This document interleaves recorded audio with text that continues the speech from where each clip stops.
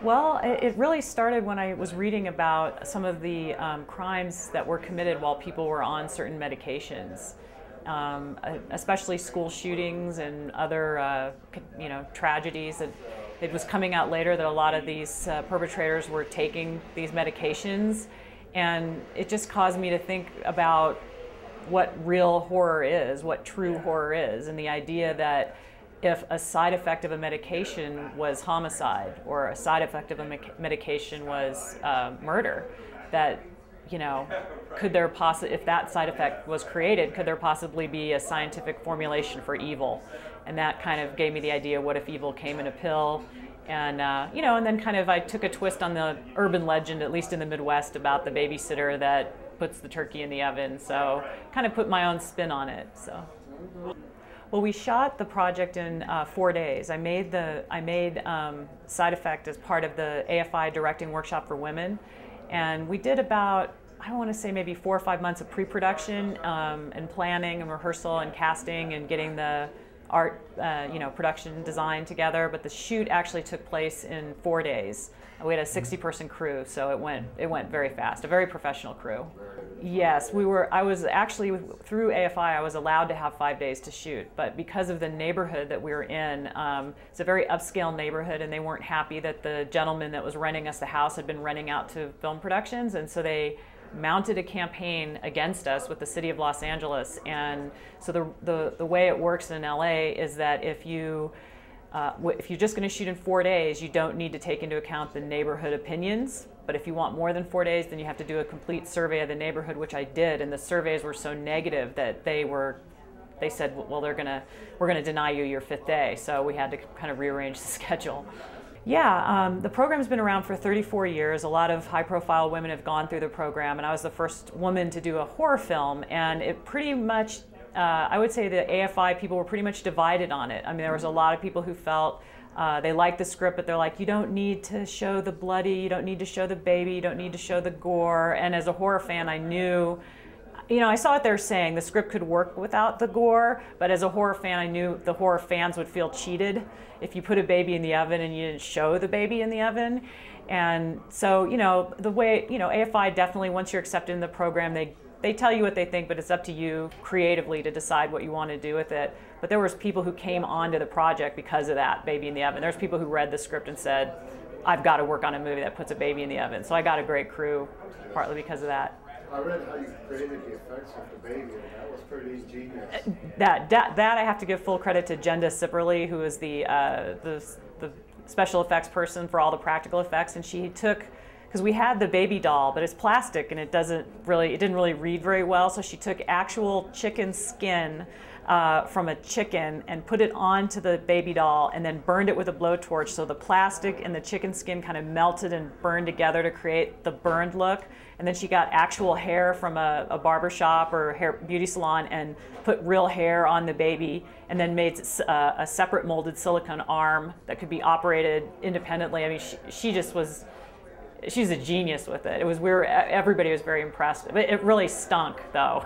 It stunk up the whole house when she melted that baby doll. But yes. Well, Side Effect is the first 10 minutes of a feature-length project called Blood Level. It's kind of a cold open, and then the story picks up the next day at a nearby high school where all the kids are clamoring for the drugs. They want an easy way to get the high test scores, and they don't know. The audience knows, but they don't know that it turns the kids into killers.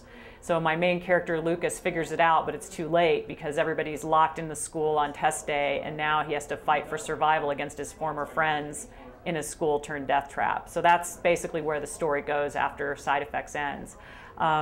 Since I've been out on the festival circuit, I've won some awards and been traveling internationally with the film, and that got me the attention of an agent who I signed with recently. And he got a casting director attached to the project. We're in the process right now of reaching out to talent and producers.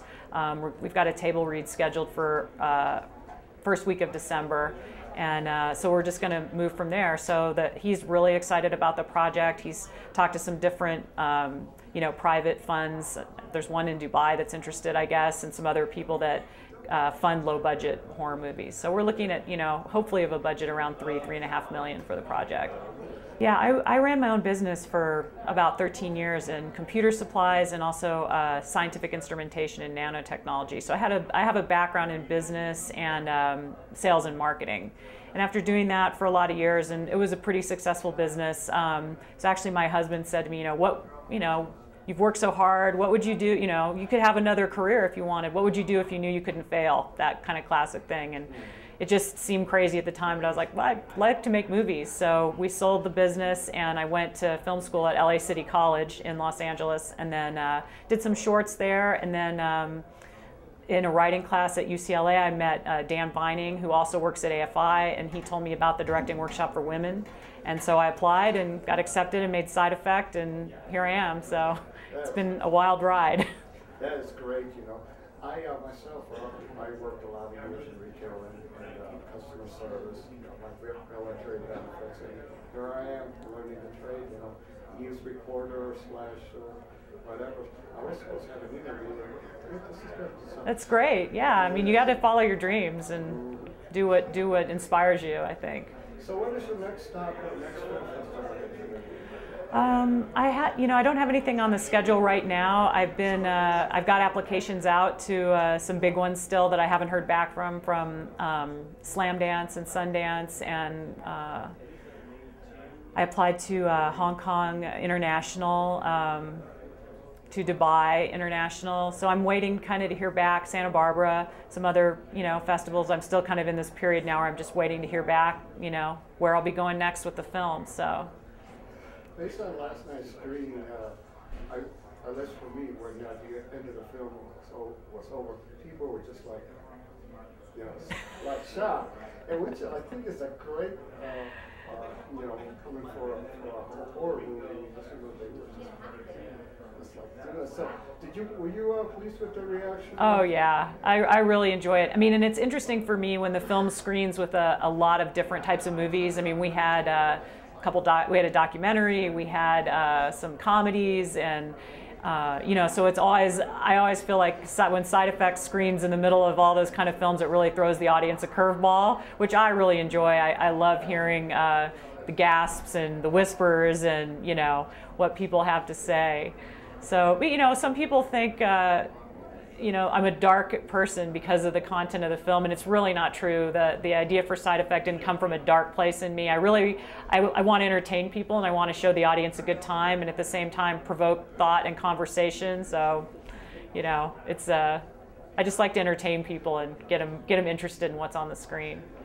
Yeah, it doesn't come out in a lot of cases. The pharmaceutical industry is very interested in suppressing that information. These drugs are a huge moneymaker for a lot of these companies, and they're starting to put, I think, because of things like Columbine and other school shootings in Oregon and other places, and kids that have become suicidal, they're starting to put warnings on some of these drugs. But the fact is that a lot of these unusual cases of people going postal and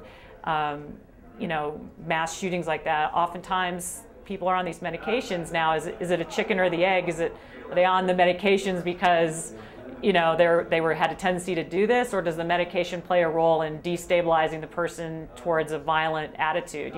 Those are questions I can't answer, but as a filmmaker, I pick a point of view and say, hey, what if it was the medication that pushes people over the edge? What if it's a side effect of the drug that some people become violent? And I know antidepressants have helped a lot of people, and I'm not against antidepressants. I'm a storyteller, and I want to pick an angle and say, hey, what if this? So, that's where I stand on it. I really admired the acting of the young lady that's the babysitter. How old is she?